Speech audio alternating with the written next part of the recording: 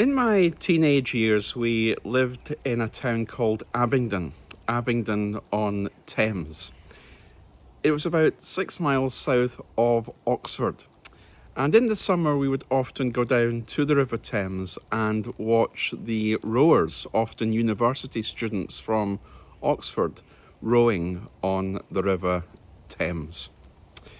Well, in our reflections today, I don't want to take you to rowers on the River Thames, those with degrees, but I want to take you to a band of uneducated men who were rowing not on a river, but on a lake.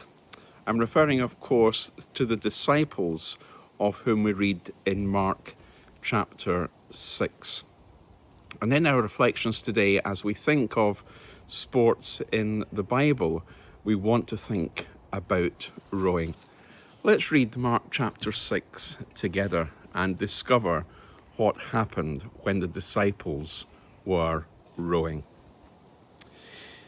Immediately, Jesus told his followers to get into the boat and go ahead of him to Bethsaida across the lake.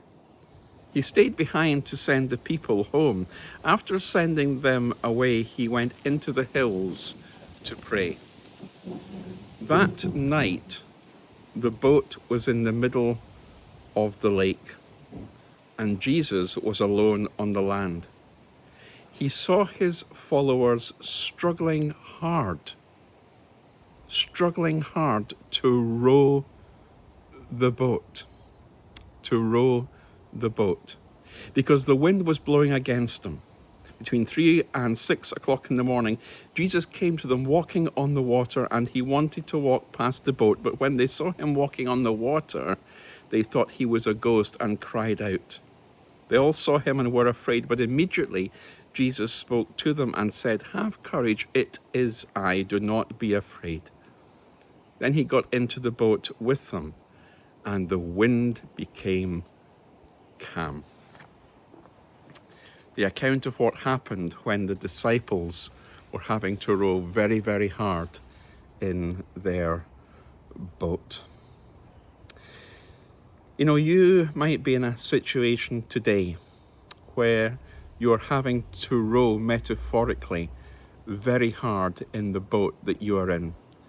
Perhaps you find yourself in the middle of a proverbial storm.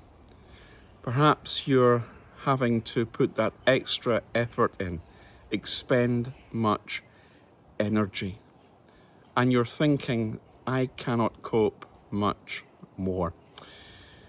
Well, Jesus, through this account of when the disciples were rowing, teaches us a few lessons. That following Jesus does not mean immunity from storms or having to row the boat hard. Life is tough, but God is faithful. And it may well be that you're having to row your boat hard today. But this account from Mark chapter 6 reminds us that when Jesus stepped into the boat, all became calm.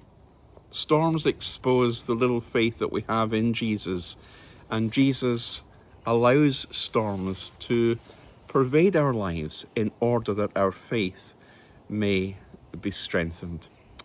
So today, if you, like the disciples, are facing a storm, if you are having to row your boat, if you are struggling, and if you feel like giving up, remember that whilst life is tough, God is faithful.